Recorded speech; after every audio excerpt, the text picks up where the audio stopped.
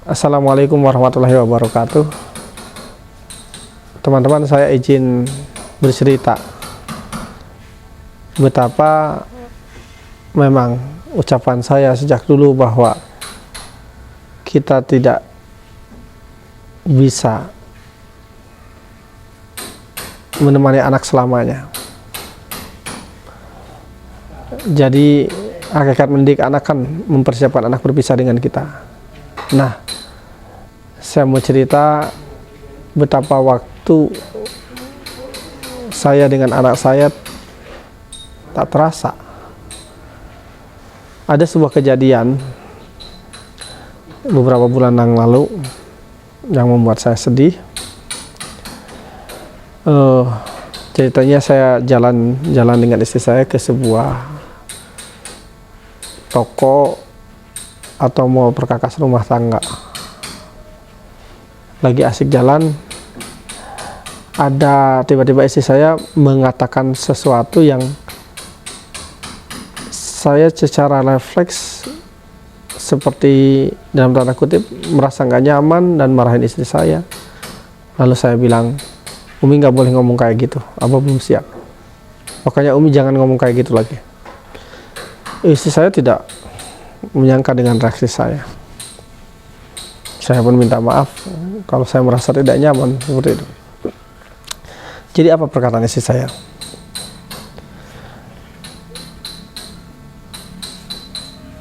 Jadi teman-teman, istri saya saat jalan-jalan ke tempat itu dengan saya, tiba-tiba sampai di sebuah counter peralatan semacam gelas mangkok piring begitu. Dia berkata begini, Abah, boleh nggak Umi mau beli gelas yang bagus? Lalu saya tanya, emang di rumah nggak punya gelas bagus? Istri saya berkata, masa Abah nggak tahu, namanya juga masih punya anak kecil, barang mana sih yang tahan lama di rumah kita, apalagi gelas, apalagi kalau sering dipakai. Jadi saya bilang, oh kalau memang begitu boleh, tapi Abah mau tanya, buat apa gelas bagus Umi? Bukannya nanti pecah juga kalau masih ada anak-anak. Nah, perkataan istri saya inilah yang membuat saya langsung diam. Saya langsung berkaca-kaca, lalu berkata, Umi nggak boleh ngomong kayak gitu lagi, Abah belum siap. Perkataan istri saya ini adalah, ketika saya tanya untuk apa gelas bagus, jawaban istri saya adalah, barangkali ada yang datang ke rumah lalu nanya-nanya Teteh Salma. Teteh Salma anak pertama saya yang sekarang usianya 20 tahun. Seketika saya langsung diam lalu mengatakan, nanya-nanya. Ya Allah. Terus terang saya kaget, shock dengan pertanyaan itu. Meskipun saya tahu suatu hari anak saya akan mungkin berpisah dengan saya, tapi terlalu dini istri saya mengucapkan itu membuat saya langsung kaget lalu saya mengatakan, Umi nggak boleh ngomong kayak gitu, Abah belum siap. Kenapa saya mengatakan itu? Karena saya langsung membayangkan masa di mana anak-anak saya kecil, Teteh Salma kecil. Saya masih ingat dia itu bayi saya gitu, anak pertama saya, yang dia tuh nggak bisa tidur kalau nggak digendong saya. Saya masih ingat setiap hari menggendong anak saya berbulan-bulan.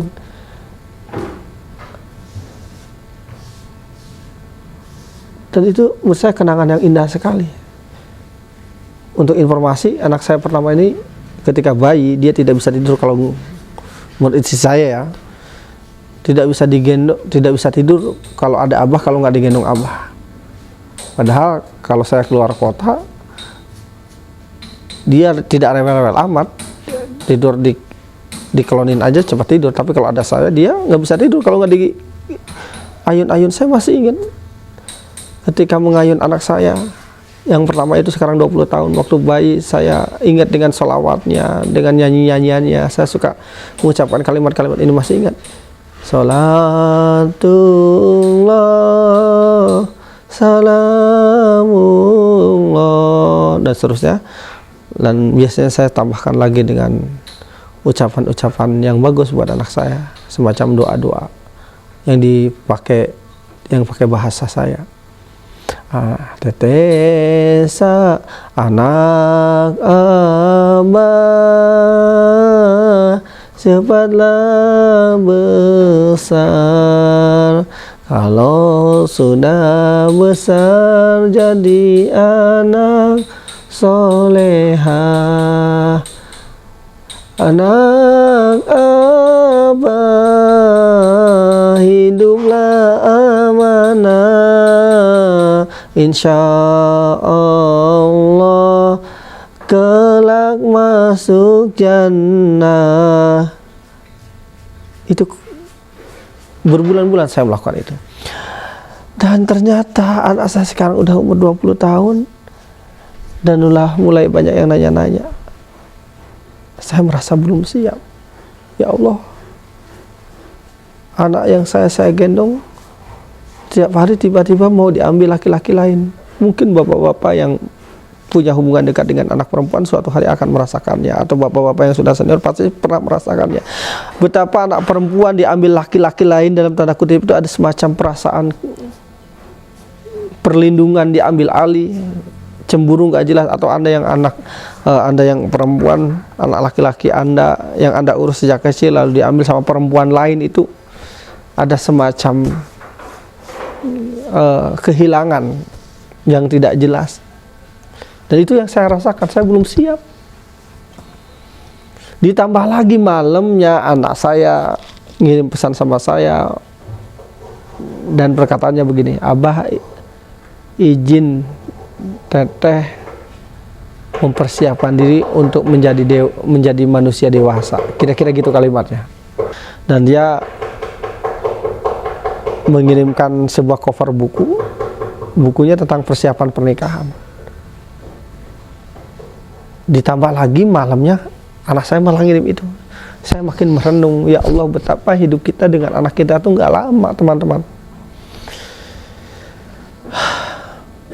Maka saya bilang sama istri saya, nanti kalau udah deket-deket baru boleh ngomong. Tapi kamu sekarang baru umur 20 tahun, anak kita baru umur 20 tahun, itu tadi ke anak saya yang pertama. Lalu istri saya mengatakan anak kita baru umur 20 tahun, lulus kuliah dulu, tunggu dulu yang sabar.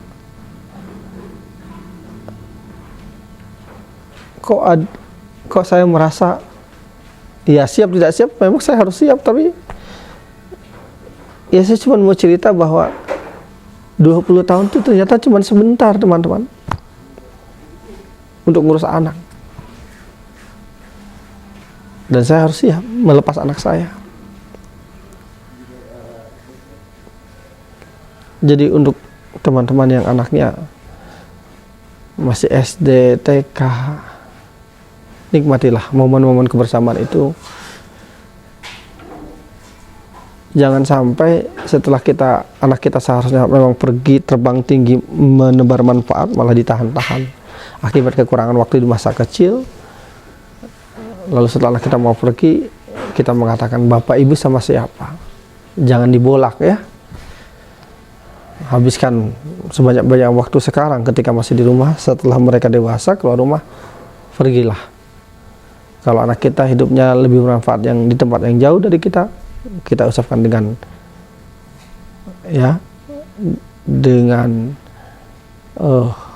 harus dengan berani, pergilah nak. Karena ketika kamu menebar manfaat untuk banyak orang di sana, insya Allah dari jari-jariah buat ayah ibunda. Biar ayah ibunda dirawat Allah semata, bukan hanya dirawat ananda.